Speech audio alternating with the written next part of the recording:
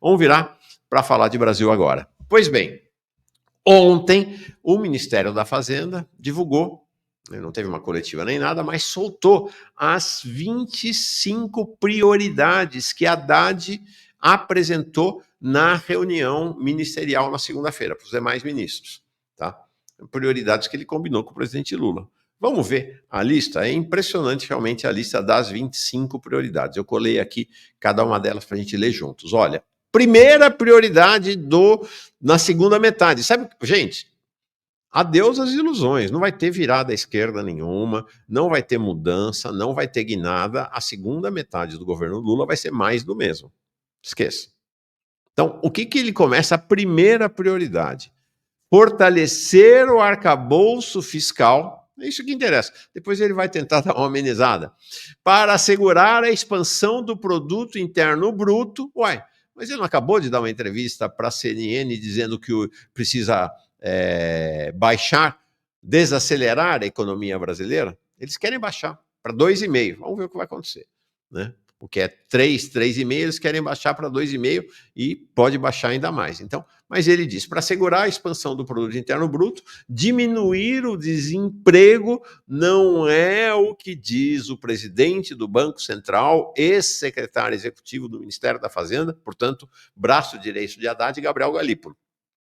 Né, o que ele diz é que a ação do Banco Central, que hoje atua em parceria total, já atuava em parceria, tá? Essa história do confronto era uma conversa para boi dormir, né? Já atuava, mas agora em parceria explícita com o governo, né? Um dos objetivos é acabar com essa história de emprego muito aquecido, aumentar a taxa de desemprego. Mas, enfim, ele diz assim, e manter a inflação baixa e estabilizar a dívida pública, aqui, sim, confissões abertas, né? Inflação baixa e estabilizar a dívida pública, ou seja, manter o arcabouço, cortar gastos de tudo quanto é jeito. Será que vão conseguir? 2, iniciar a implantação da reforma tributária sobre o consumo. Eles chamam de reforma tributária, mas é meramente uma modernização tributária, porque não mudou a estrutura tributária do país, só modernizou. É importante, mas é a modernização que a burguesia vinha pedindo há muitos anos. 3, regulamentar a reforma tributária, lei de gestão e administração do imposto sobre bens e serviços, fundos e imposto seletivo. Como eu disse, metas antes, né? Metas burocráticas, metas de apenas implementação do que já tinham resolvido. 4, reforma sobre a renda com isenção para quem ganha até 5 mil e tributação sobre milionários. É a promessa que Lula fez na campanha, né, e que era para ser em 2022, não foi, era para ser em 2023, não foi, que era para ser, desculpa, em 2023 não foi, era para ser em 2024, não foi, e agora estão prometendo para 2025, mas olha só, né, ontem um economista amigo me chamou a atenção. Uma coisa é mandar um projeto para a Câmara para aprovar a isenção para quem ganha até 5 mil. Seria aprovada, passaria numa boa. Outra coisa é juntar isto com a tributação sobre ganhos dos milionários. A hora que o governo juntar uma coisa com a outra, ele vai criar dificuldades para aprovação. Será que é uma criação de dificuldades intencional? É uma questão a saber. Mas ele falou, todo mundo na Câmara sabe, um economista vinculado ao Congresso Nacional, falou, todo mundo sabe que se juntar uma coisa com a outra, o governo vai criar dificuldade. Por que é que né? Porque o que interessa imediatamente é a isenção, né? Manda ser, enfim. Mas vocês vão ver que tem uma coisa que não tem aqui, né? Se quer tributar mesmo os ricos, vamos ver. Vamos ver aqui. Reforma sobre... Bom, aí limitação dos super salários. Cascata também, isso não vai acontecer. Super salários da administração pública, né? Não vai acontecer, é o que eles falam. Reforma da Previdência dos militares. Reforma da Previdência dos militares quer dizer o seguinte, vai ter idade... Tem militar que se aposenta hoje com 45 anos. A reforma da Previdência dos militares é que a idade mínima para se aposentar seja 54 anos, o que é um escárnio, né? Perto da população brasileira. Os homens só 62 e as mulheres 60, se não estou enganado para as mulheres. Né? É realmente um escárnio. Por sinal, reforma da Previdência vai ser um tema nosso aqui semana que vem. Tá? Vai ter um projeto de lei da conformidade tributária e aduaneira com valorização do bom contribuinte e responsabilização do devedor quanto mais. Nova lei das falências. Fortalecimento da proteção a investidores no mercado de capitais. Vocês estão vendo, né? Vai vendo. 10. Consolidação legal das infraestruturas do mercado financeiro. É tudo medida, né, voltada ao mercado de capitais, ao capital financeiro. 12. Mercado de crédito. Presta atenção nisso aqui. Execução extrajudicial, consignado do e-social, uso de pagamentos eletrônicos como garantia para empresas e ampliação de garantias em operação de crédito, open asset. Sabe o que isso aqui quer dizer? Que vai se aprofundar a possibilidade de você perder a sua casa. É disso que se trata, não é outra coisa. Né? E de você ter rendas apropriadas, né? Vocês estão vendo, vão ampliar o consignado, que é uma praga, né? É uma praga. É uma operação que não tem risco nenhum para os bancos, que eles cobram um juro absurdo, né? Cobrando quase 2% de juro ao mês, né? Pelo consignado. Né? E vão ampliação das garantias em operação de crédito, quer dizer o seguinte: aquilo que a Constituição brasileira, né, determinou lá atrás, já não existe mais, né, de que a casa é um bem inalienável, inafiançável, já não é mais, só que eles vão aprofundar a possibilidade de você perder sua casa. Né, assim, ó, né, em caso de dívidas ou de alguma Hoje você já ficou sem pagar por um financiamento numa casa 2 ou 3 meses, já perde, né? Já perde. Regulamentação econômica das Big Techs, dia 13 e 14, modernização do marco legal dos preços de medicamentos.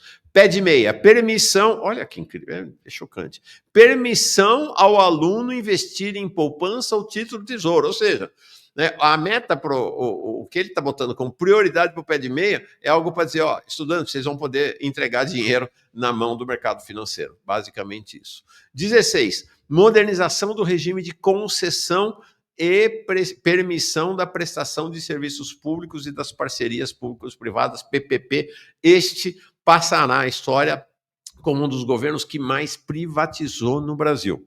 Então, na aliança entre o Ministério da Fazenda e o BNDES, o governo brasileiro banca hoje privatização de escola, de hospital, de presídio, privatização dos sistemas de saneamento público nas cidades e todos os outros, disfarçados com essa ideia de estradas, né, concessão e PPP. Né? É privatização, mas chama de outro nome. Então, será uma prioridade aprofundar, continuar o processo de privatização.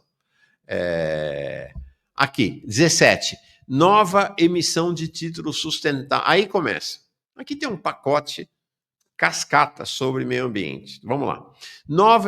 Por que cascata? Porque essa lógica de fazer sustentabilidade na lógica do capitalismo, que não existe. É transformar o tema da sustentabilidade num grande business, que é o que tem acontecido. E aí tem uma série, tem um pacote de medidas aí sobre isso. 17. Nova emissão de títulos sustentáveis para trazer recursos do Fundo Clima.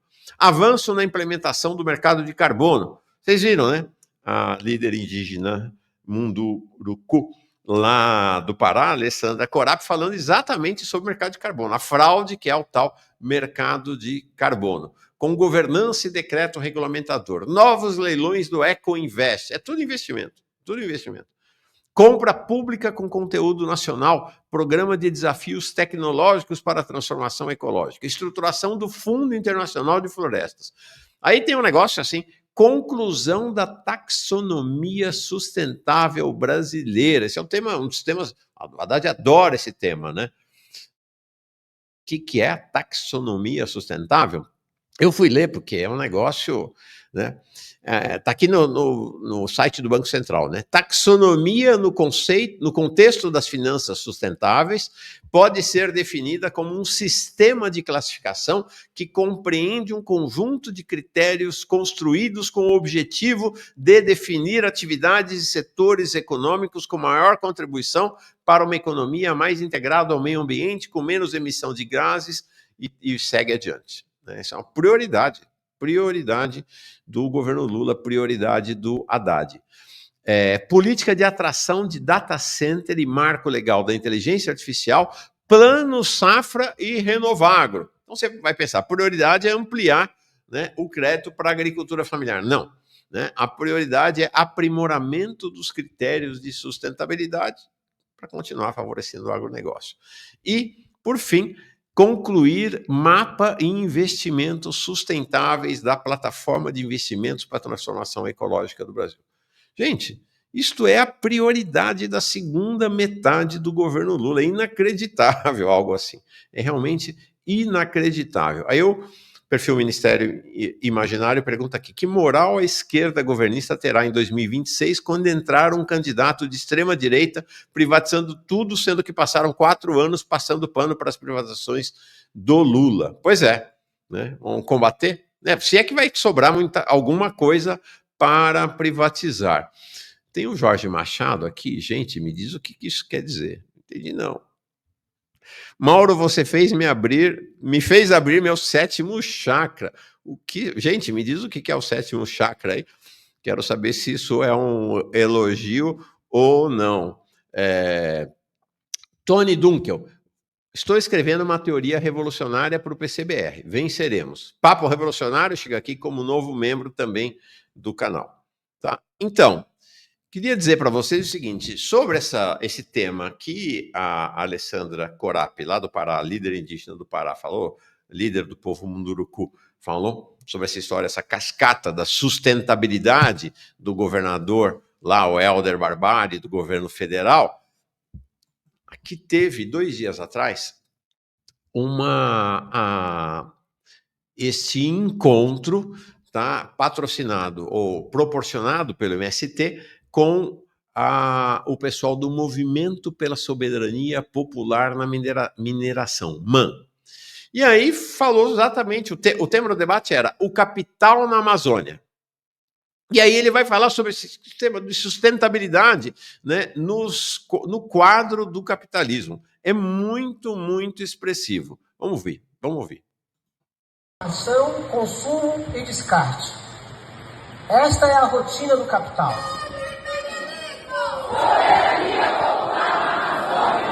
Então veja, o capital funciona enrolar de perpétua porque ele mantém essa forma.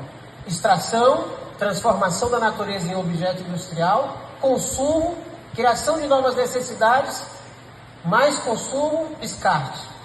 A rolagem perpétua do capital ou se desmonta ela toda ou se controla ela em parte. Por isso é uma furada chamar desenvolvimento no capitalismo de desenvolvimento sustentável.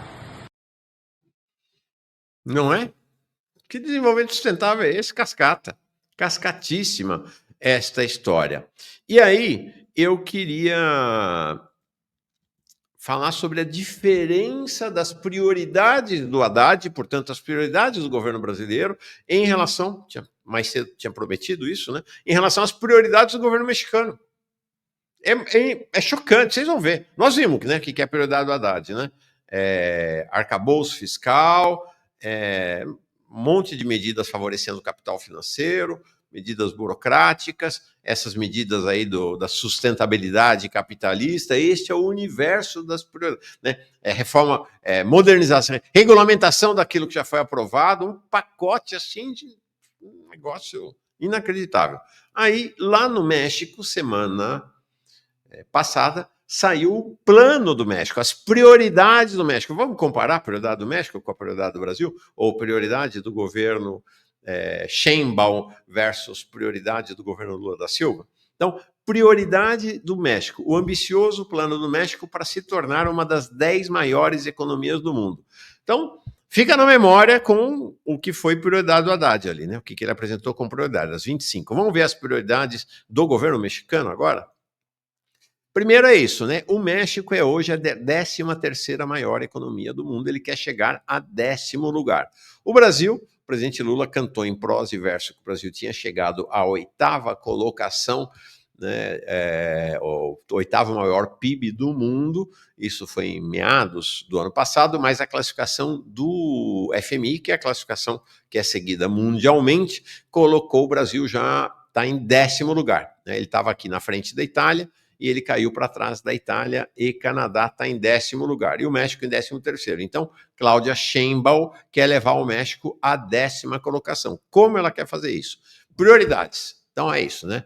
Ser a 10ª maior economia do mundo. Atualmente o México ocupa a 12ª ou 13ª, né, posição em relação ao PIB. Bom lá, investimentos de mais de 25% do PIB. O governo e o setor privado devem atingir 30% de investimentos em relação ao PIB até 2030. A taxa de investimento no Brasil, eu acho que atualmente não chega a 20%. Não tenho certeza, isso aí vamos conversar com algum economista. 1,5 milhão de empregos especializados, criar postos de trabalho na indústria e em profissões especializadas, aumentar a fabricação no México. 50% dos produtos consumidos no país devem ser fabricados no México em setores estratégicos, como tecidos, calçados e móveis. O Brasil hoje é o país com talvez a maior abertura comercial do planeta. A taxa de importação do país é um negócio gigantesco, efetivamente.